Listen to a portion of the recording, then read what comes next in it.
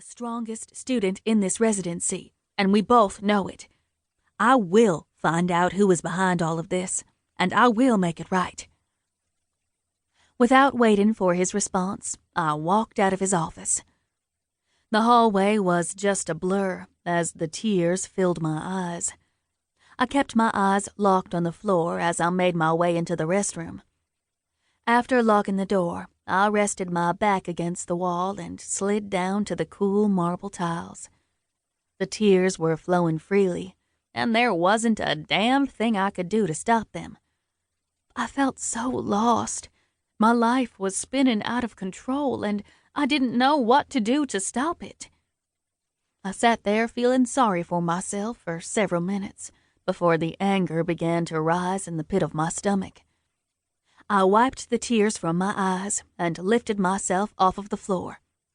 I brushed off my pants and walked over to the sink. I splashed cold water on my face, trying to ease the trail of tears that crossed my cheeks.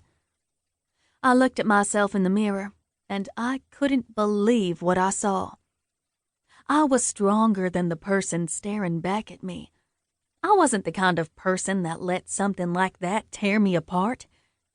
I needed to get home and get my shit together. No one stopped me as I rushed out of the hospital.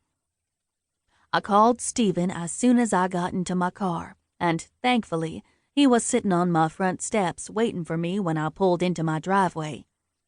Just knowing he was there gave me a sense of relief. He'd been my best friend for almost 6 years. He'd moved into the house next door to me when I was 17.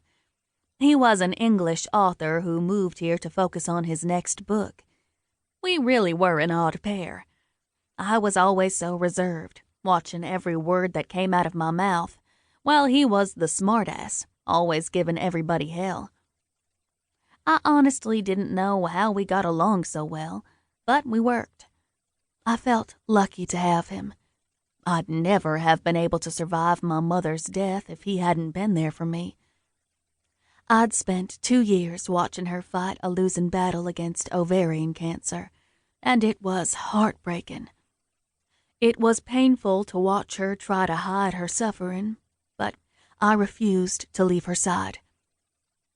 When she finally passed away, I was devastated. Stephen was my rock. He was always there for me, pulling me out of my deep depression.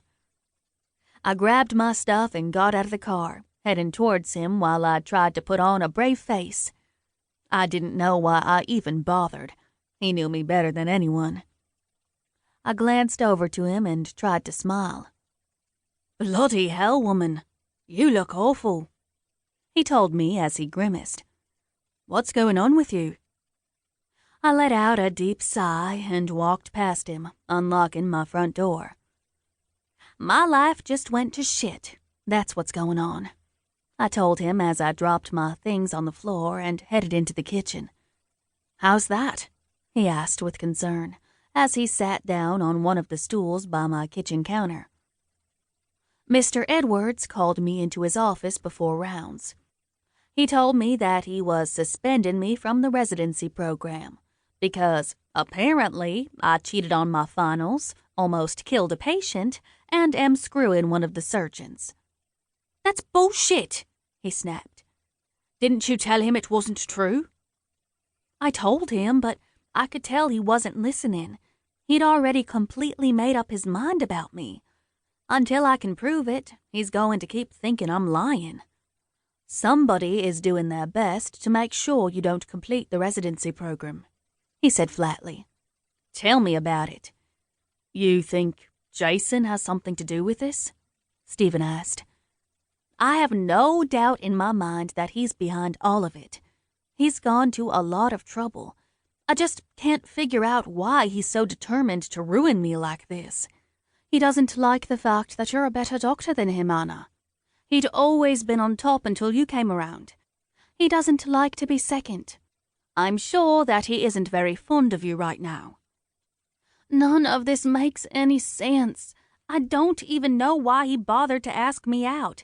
I thought he genuinely liked me," I told him. I'd been surprised the day he approached me in the lunchroom. He was so sweet.